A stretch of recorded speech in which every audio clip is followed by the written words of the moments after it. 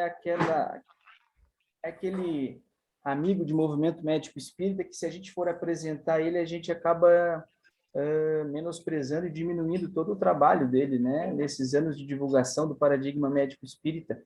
Então, ele, por tanto trabalho, dispensa muitas apresentações, mas se porventura alguém não conhece ele, ele é um trabalhador do movimento médico espírita, sempre junto aí com a doutora Marlene Nobre, há muitos anos já divulgando as ideias de André Luiz, né?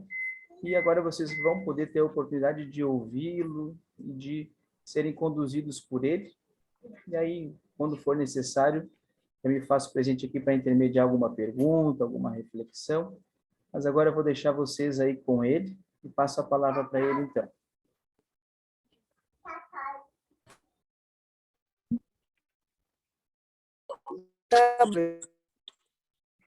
Palestrante nacional, internacional, e quando tem uma palestra dele, seja no evento que for, nacional ou internacional, certeza de auditório lotado. A gente quase tem que pegar senha para assistir o Dr. Décio, né? Pela maneira clara como ele expõe todo o seu conhecimento. Tá? Obrigado, Dr. Décio, por estar aqui conosco, na nossa humilde amezinha. Obrigado. Eu que agradeço. Tami nenhuma é humilde, é tudo filha do Mestre Jesus, então a gente tá nas cabeças, né? E muito obrigado pelo apoio, pelo convite, né? E pela confiança de vocês. Espero que eu não decepcione. Esse tema, ele é um tema muito interessante e eu acho que eu já falei sobre esse assunto nesses últimos 2 anos, umas 5 ou 6 vezes, mas cada vez é diferente, até porque a gente está em momentos diferentes, né, dessa questão da pandemia. Basicamente, olhando assim, de uma maneira bem panorâmica, o que me vem à cabeça inicialmente, e o que me veio à cabeça inicialmente quando começou essa história, é a questão da transição planetária, né?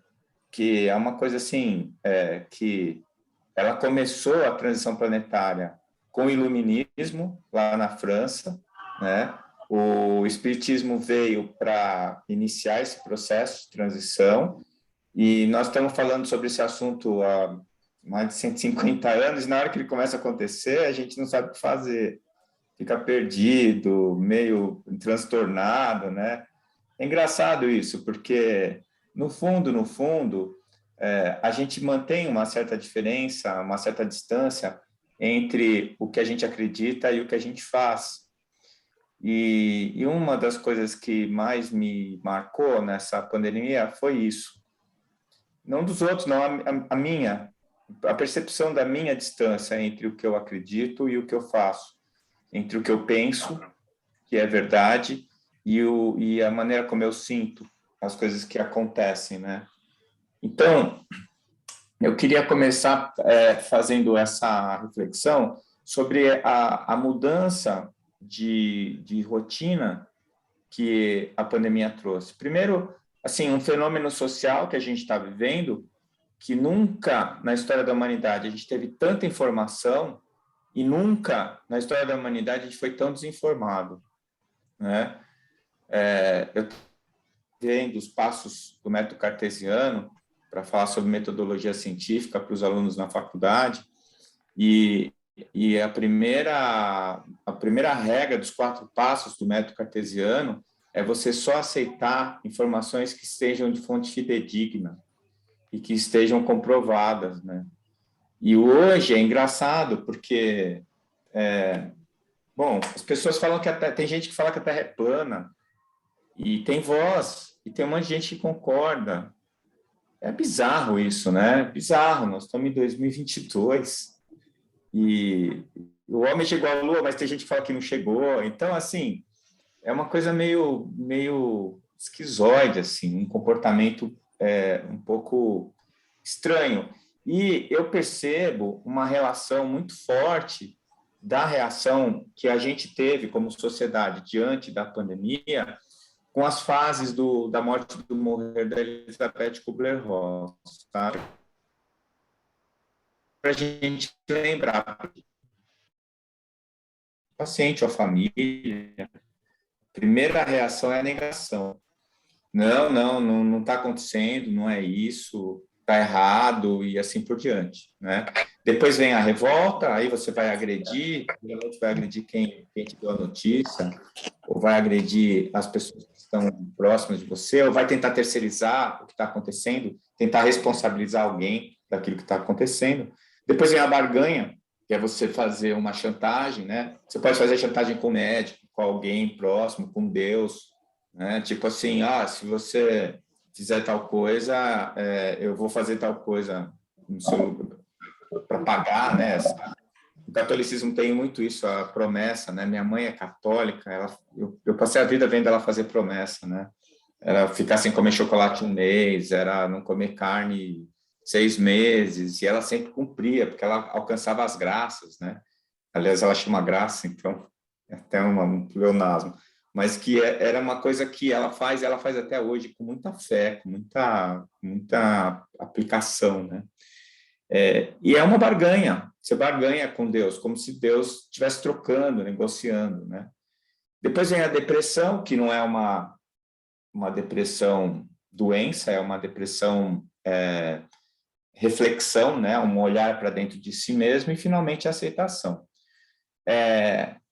Quando a gente começou com essa história, eu lembro de comentar assim, e conversar com alguns colegas médicos, e muitos deles falaram, não, isso daí não é nada disso, não vai chegar aqui, não é tão grave, não, é só uma gripe, e por aí vai, né?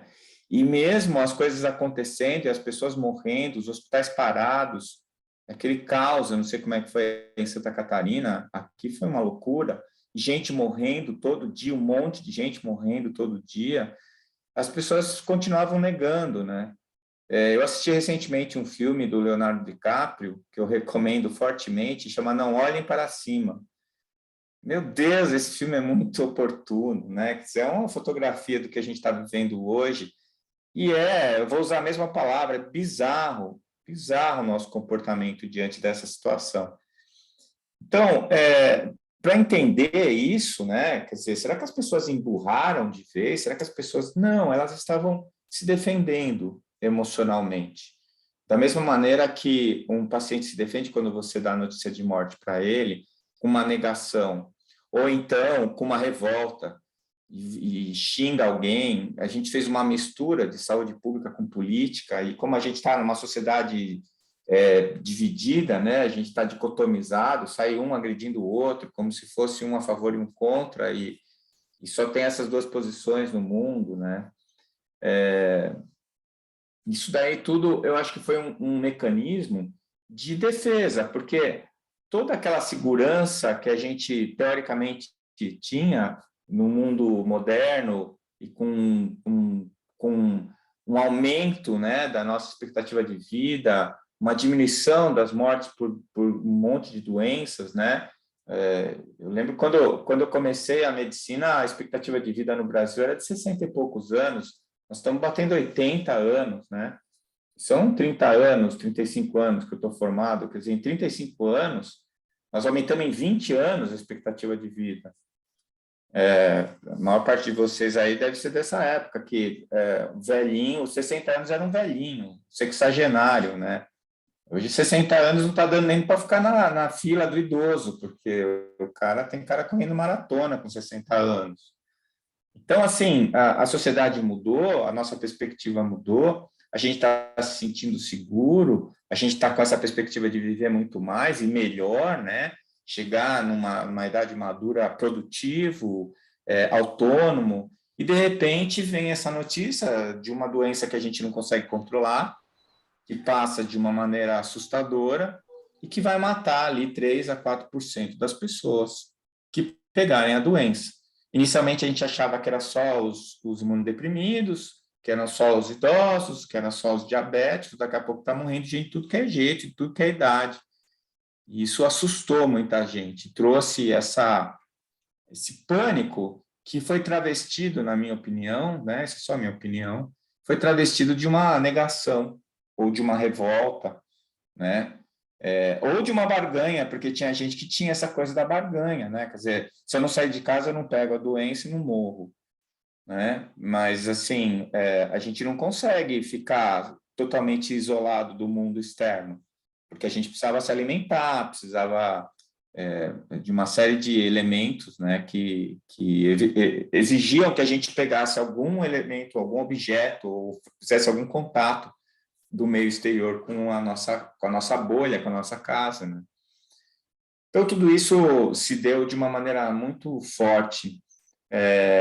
Eu tenho sentido muito mais, como eu não estava na linha de frente, eu tenho sentido muito mais o impacto da pandemia agora no consultório, porque os pacientes estão voltando para o consultório, muitos deles com síndrome pós-Covid, com diarreia crônica, com hepatite, o pessoal que tomou certas medicações aí que são hepatotóxicas estão fazendo hepatite medicamentosa, uma dificuldade enorme para compensar, e os deprimidos e os tristes, porque perderam marido, esposa, filho, tio, tia, avô, vó, né, e assim por diante.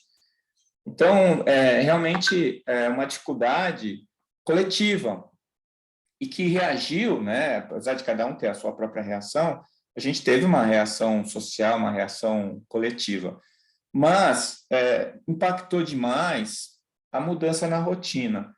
E eu costumo dizer que o que mais me atrapalhou foi que eu fui obrigado a conviver comigo mesmo, né? E isso foi quase que insuportável para mim. Eu descobri como eu não consigo conviver comigo mesmo. Porque, assim, vou explicar melhor o que estou querendo dizer. Durante um dia normal e dentro da minha rotina, todas as vezes que eu estou diante de alguma coisa que me incomoda ou que me chateia, ou quando eu estou tropeçando em alguma dificuldade emocional minha, tem um fator distrator perto de mim, né? Ou eu estou trabalhando, eu vou para a próxima consulta, para o próximo exame, para a próxima cirurgia, ou eu estou conversando com alguém, ou estou me transportando de um lugar para o outro, para a clínica, para a faculdade, para dar aula. Então, assim, o nosso fluido de pensamento, o nosso curso de pensamento, ele é muito distraído por esses eventos que estão acontecendo ao nosso redor. E a gente vai ter uma convivência conosco mesmo, uma convivência íntima, em alguns momentos muito específicos, né? Antes de dormir, ou se você tem um períodozinho aí para dar uma descansada, antes ou depois do almoço, né? Quem tem esse privilégio, e assim por diante. E, de repente, a gente está dentro de casa, né? A gente não está mais saindo para nada, e a gente teve que encarar essa dura convivência consigo mesmo, né? E isso trouxe à tona, né, aflorou todas as nossas mazelas, né, as nossas mazelas emocionais, aquelas coisas que a gente estava administrando, ou empurrando com a barriga, ou fingindo que não estava vendo, tentando jogar para baixo do tapete, né? E isso daí chegou uma hora que não dava mais para fazer. Então, a insegurança, o medo, a desinformação e essa convivência consigo mesmo, né? E com os outros, né? Com as pessoas da tua família, que às vezes também afloram na dinâmica familiar, tem muitas relações que são borderline, né? Que são limítrofes, outras que têm algumas dificuldades que estão sendo ignoradas ou colocadas de lado, e de repente também na convivência do núcleo familiar, muitas dessas coisas eclodiram, e às vezes com alguns atritos mais sérios, mais duros, mais difíceis, né? Bom, o resultado disso tudo foi um assustador aumento no índice de depressão, no índice de ansiedade e, consequentemente, no suicídio. Coisas que já estavam acontecendo, né? Já estavam acontecendo. Os últimos 10 anos, a gente teve um incremento de 60% nos índices de suicídio no planeta. 60%, isso é muita gente, muita gente. E a maior parte desses indivíduos eram jovens, né? São jovens, esses indivíduos que se matam. E o suicídio, ele é um pedido de socorro, mas mais do que isso, ele é uma desistência. Desistência, é alguém dizendo, não dá para mim, eu não tenho mais condições de continuar seguindo dessa maneira. Por quê? porque o que eu estou fazendo ou o que está acontecendo comigo neste momento está insuportável para mim, né? Essa questão é muito importante, né? Na verdade, o deprimido, ele é alguém que não quer morrer, é alguém que não quer existir, né? E é alguém revoltado, é alguém que diz assim para Deus: você não deu a vida que eu quero, eu não quero a vida que você me deu, né? E aí essa revolta chega num ponto de uma insuportável convivência consigo mesmo. A gente sabe que é uma saída falsa, né? Que amplifica o problema em vez de diminuir, mas é alguma coisa que a gente precisa entender e urgentemente. Eu tenho a minha teoria, né, sobre isso. Tem uma ONG que nasceu aqui em Campo Grande, hoje ela é internacional, eu acho que você já deve ter ouvido falar nela, a Fraternidade Sem Fronteiras.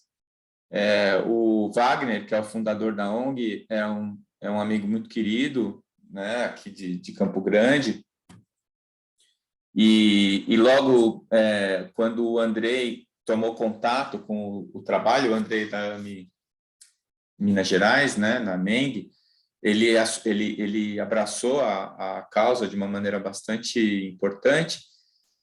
Eu não tive a oportunidade de estar lá, né, mas eu tive a oportunidade de colaborar várias vezes com a ONG, na última vez que a gente conversou e que eu estava ouvindo os depoimentos, né, do nível de miséria que aquele povo vive, as pessoas morando embaixo de árvore, tomando água suja, comendo barro para encher o estômago para diminuir a dor da fome, e essas pessoas que não têm absolutamente nada, não têm abrigo, não têm comida, não têm nada.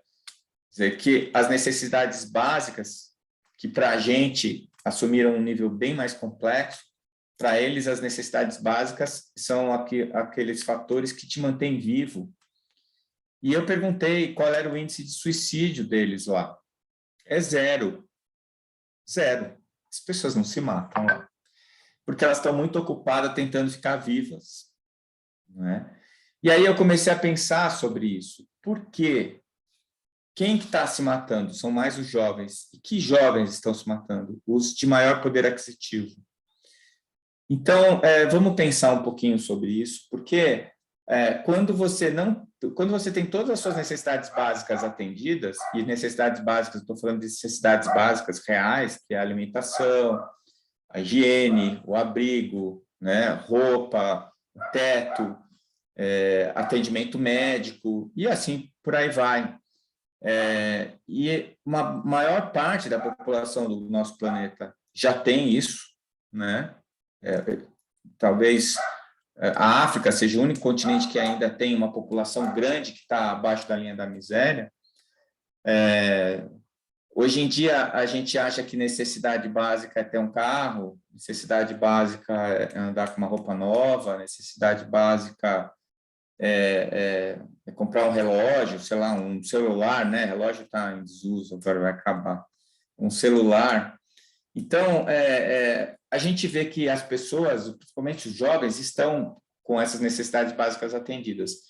Então, qual é o próximo passo? Então, se eu não acordo de manhã pensando como é que eu vou fazer para continuar vivo, se eu acordo de manhã sabendo que tudo que eu preciso para continuar vivo está na minha mão e eu tenho isso garantido, para que lado eu vou olhar? Qual é o sentido da minha vida?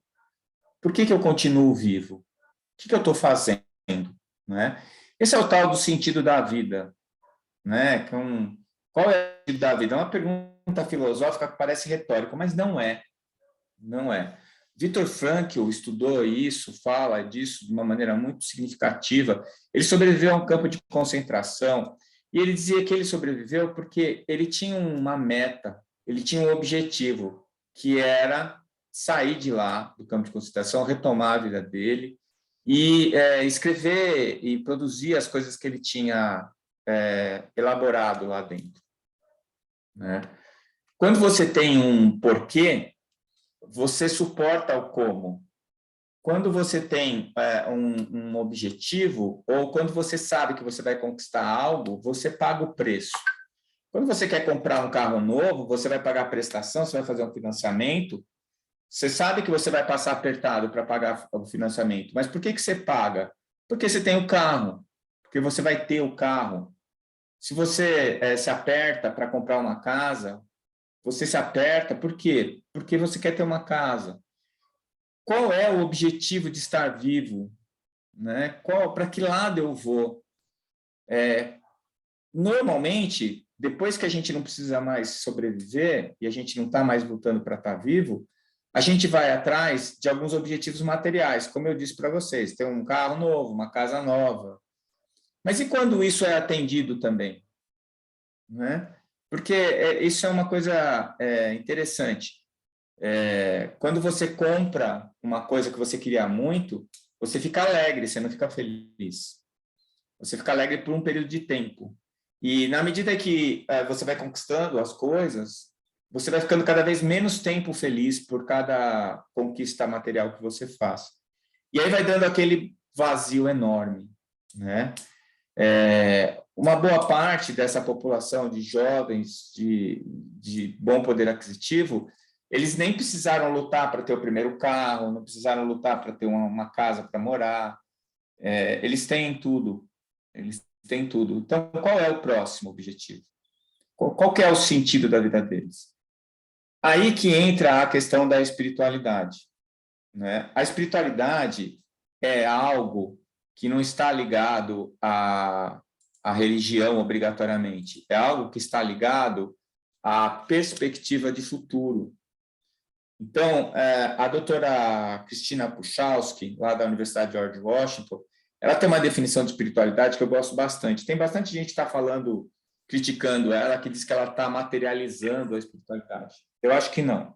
Acho que ela está olhando de uma maneira bastante cristalina para a questão. Ela diz assim que a espiritualidade é o aspecto da humanidade que remete à forma como os indivíduos procuram e expressam significado e propósito. Olha lá, gente. A maneira como os indivíduos expressam significado e propósito. Qual é o significado e o propósito da sua vida?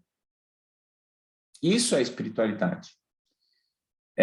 E esses indivíduos, esses jovens de classe média alta, foram alijados da espiritualidade. Eles foram ensinados de que isso é bobagem, de que isso não existe, de que isso não é necessário, de que isso é alienante. Então, ele não tem um porquê. E aí, quando você não tem um porquê, nenhum como é suportável. Nenhum como é suportável. Qualquer coisa é motivo. Eu acompanhei o caso de um adolescente que se matou porque a namorada brigou com ele. Ele brigou com a namorada, chegou em casa e se matou. Ou seja, ele já estava no limite, né? Já estava no limite. Nada fazia sentido para ele, né? Ele não pensou em amanhã. Ele pensou, a morte é o fim, está ruim agora, eu prefiro o fim do que passar esse perrengue que eu estou passando agora, né? E a espiritualidade, também, a Cristina Puchalski fala sobre isso, é uma maneira da gente vivenciar a nossa conexão com o momento, com os outros, com as outras pessoas, com a natureza e com o que ela chamou de significante ou sagrado. E a questão do sagrado remete ao conceito divino, de Deus, que, em última análise, vai acabar sendo encaixado dentro da questão da espiritualidade, até por uma lógica racional, né? Tudo na vida tem uma causa. Um efeito que não tem a causa, ou alguma coisa que não tem a causa, é um acaso. Acaso, o prefixo a é negação de caso de causa. Uma coisa que não tem causa é você admitir que o nada criou alguma coisa. E isso não é lógico nem racional. Então, quando você fala da ciência e você se diz um cientista que não acredita em Deus por causa disso, você está criando um paradoxo. Porque se você é lógico e racional, você precisa ter uma causa primária.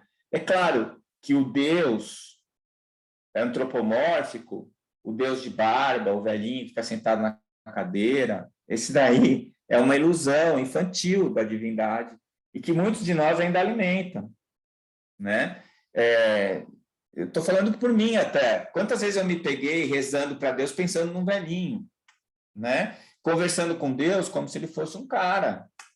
E ele não é um cara, ele não é nenhum ser. Ele criou os seres. Ele é muito maior do que eu possa conseguir entender ou compreender, e ele é indefinível, porque ele não tem limites. E definir é dar um fim, estabelecer um limite. Ele não tem. Ele sempre foi e sempre vai ser. Uma coisa que nunca começou, que sempre foi, é algo difícil para mim entender e racionalizar. Então, eu simplesmente aceito. Aceito ele como causa primária. Causa primária. Inteligência suprema e causa primária. É assim que está na questão 1 do primeiro livro, né, do Livro dos Espíritos. A primeira pergunta que Kardec faz para os espíritos: o que é Deus? Não perguntou o que é Deus, não perguntou quem é Deus, ele perguntou o que é Deus. Porque se ele falar o que é, ele está dizendo que Deus é alguma coisa. Se ele falar quem é, ele está dizendo que Deus é alguém. Deus não é alguém e Deus não é alguma coisa. Ele criou as coisas e os alguéns. Então, ele está antes disso. É a causa primária, né?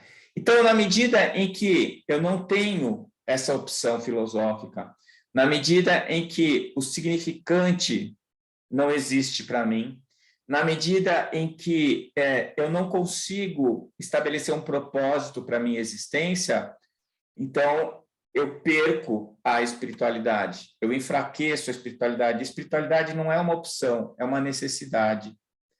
E é algo intrínseco de todos os seres humanos.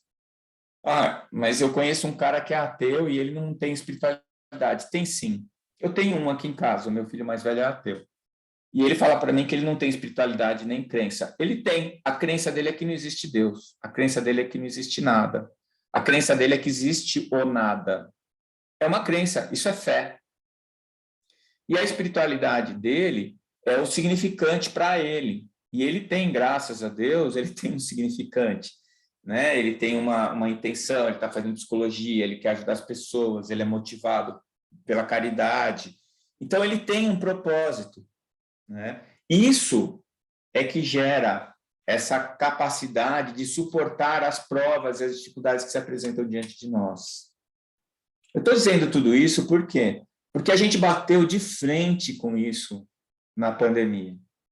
Na medida em que a gente está dentro de casa, na medida em que a gente é obrigado, até pela condição do que estava acontecendo, a pensar mais em si mesmo, a pensar mais na sua relação com as pessoas, a pensar mais nas dificuldades que estavam se apresentando para você, tudo isso começou a incomodar muito mais do que incomodava quando a gente tinha os distratores na nossa vida, né?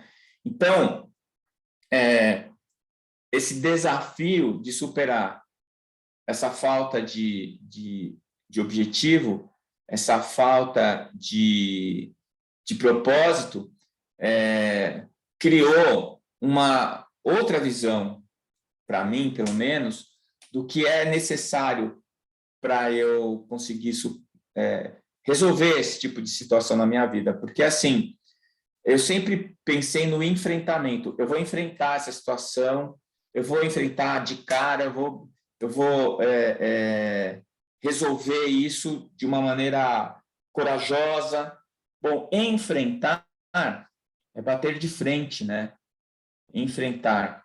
E isso não é muito inteligente, principalmente quando você vai bater de frente com uma coisa que você não controla, com uma coisa que você não, que é muito maior que você. Como é que eu vou enfrentar a pandemia? Como é que eu vou resolver isso? Então, isso não é o necessário para mim, não é o enfrentamento, é a superação.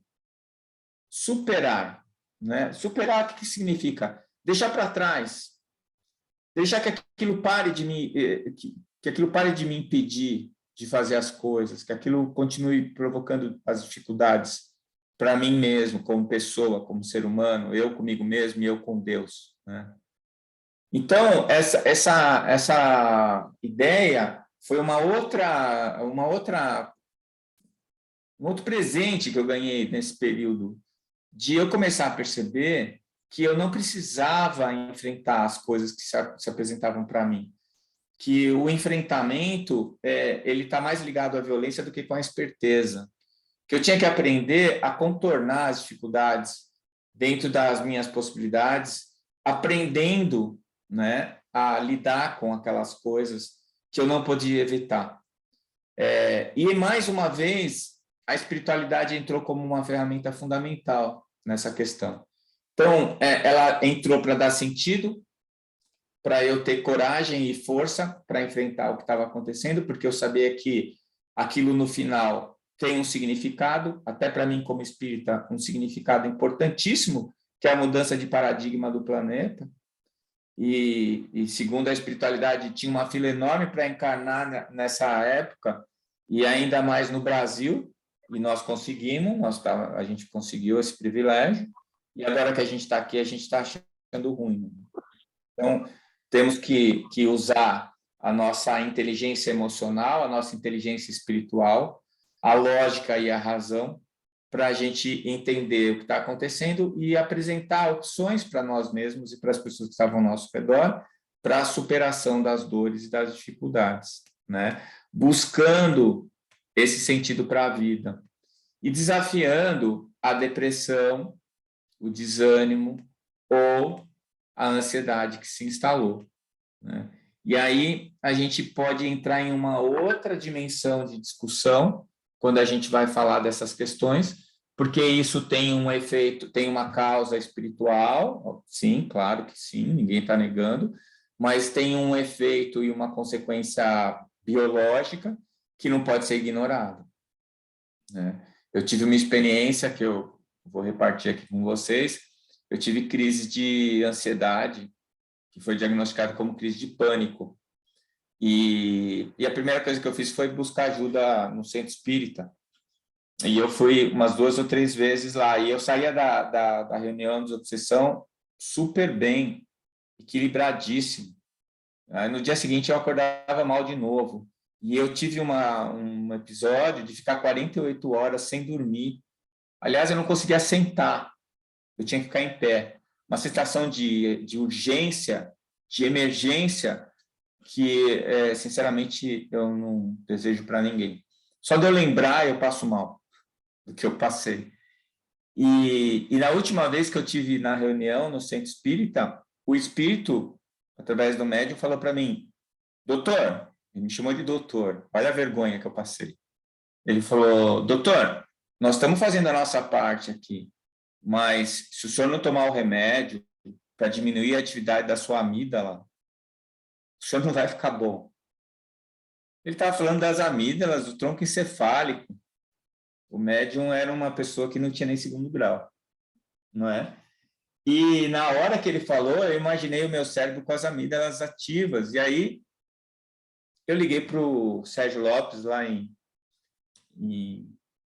Pelotas, e falei: Sérgio, está acontecendo tal comigo, eu preciso de ajuda. E ele me deu um remédio, eu tomei e melhorei.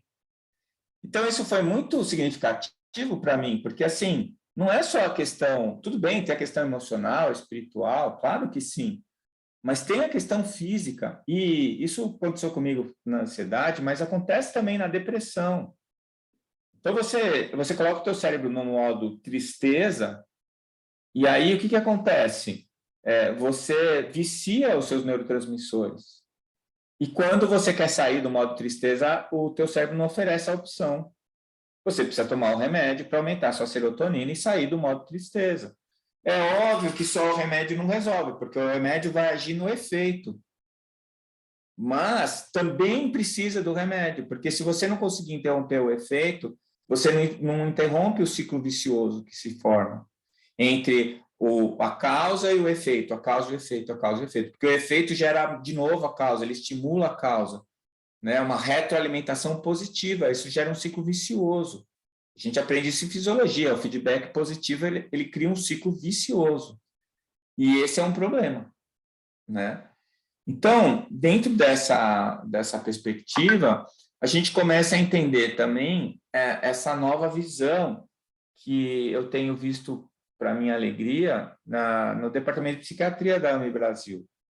né? Essa ideia de que a medicação pode ajudar e deve ajudar, inclusive em situações de obsessão grave, né? De vampirismo. Muitas vezes o remédio vai ajudar a desconexão entre a inteligência obsediada e a obsessora, que muitas vezes a obsessora é o encarnado, né? Também a gente tem essa ideia de que o desencarnado é sempre o bandido, e às vezes não é, né?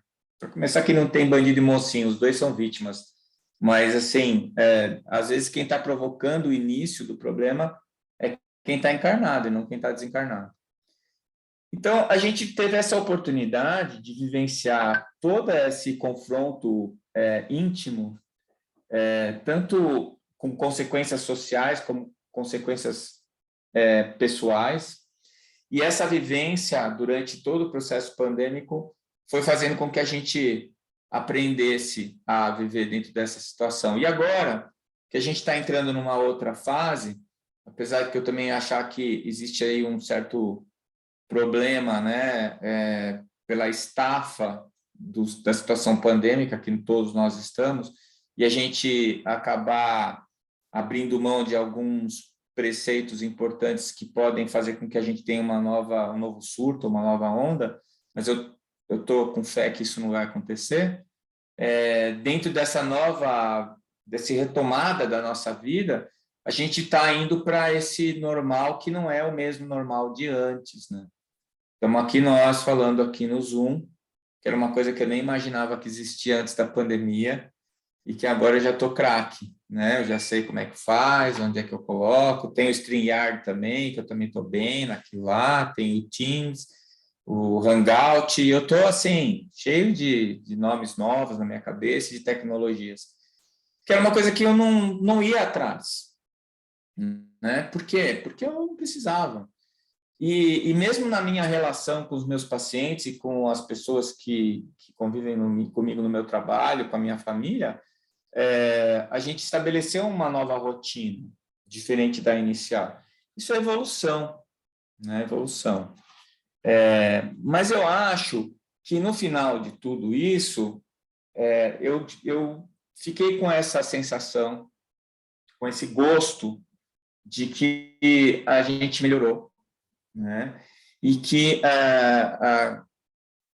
eu entendi exatamente por que o Espiritismo é chamado Consolador. Ele me ancorou de uma maneira tão poderosa, tão forte, que as coisas ficaram muito mais simples para mim do que seriam sem. Ele me deu propósito, ele me deu significado, ele me encheu de energia para eu conseguir enfrentar. Ele me deu o porquê para eu enfrentar o como, né? E mesmo passando pela situação da crise de ansiedade, mesmo passando por períodos de tristeza que pareciam quadros depressivos, isso é outra coisa que a gente precisa separar. Tristeza não é depressão, são duas coisas diferentes. Se tiver algum psiquiatra que sabe melhor do que eu, né, que é um diagnóstico psiquiátrico que tem os seus critérios para ser feito, e a gente banalizou isso, né? Até a vizinha faz diagnóstico de depressão, e aí manda tomar o remédio que ela tomou, que alguém que ela conhece tomou, né? E isso, às vezes, traz consequências bem graves. A gente teve essa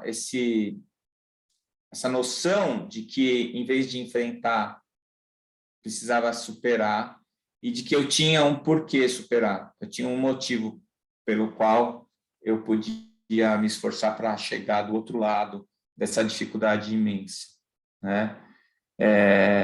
E nesse momento, eu acho que a gente pode dividir essas conquistas com as pessoas que estão ao nosso lado para ampliar, cumprir a nossa tarefa cristã, mas também ampliar essa sensação de bem-estar e de vitória, né, de conquista, de uma consolação ou das esperanças que a gente foi desenvolvendo e encontrando nesse período tão obscuro, né, da vida do nosso planeta.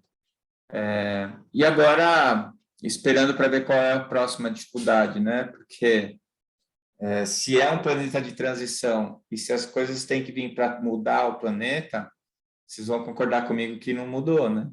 Então, não terminou, né? Eu recebi uma psicografia, que eu não sei nem quem é o médium, que dizia lá que o plano da espiritualidade é que a pandemia gerasse um índice de solidariedade, de empatia, de 4% na população do planeta. Não deu 2%. Então, eu acho que a gente ainda vai precisar tomar mais tranco, né? Só esse aí não foi suficiente. E parecendo que eu estou sendo pessimista nesse momento, eu vou encerrar com uma frase que toda vez que eu me sinto com medo, ou triste, ou inseguro, eu me lembro de uma frase que a doutora Marlene repetia muito, e que ela dizia assim: meu filho, Jesus está no leme. E eu pensava, bom, ele está no leme e eu estou no barco. Então, se é ele que está dirigindo, vai chegar ao barco. A única coisa que eu preciso fazer é segurar no barco para não cair. O barco chacoalha, eu seguro e uma hora ou outra eu chego lá, porque é ele que está no leme, né?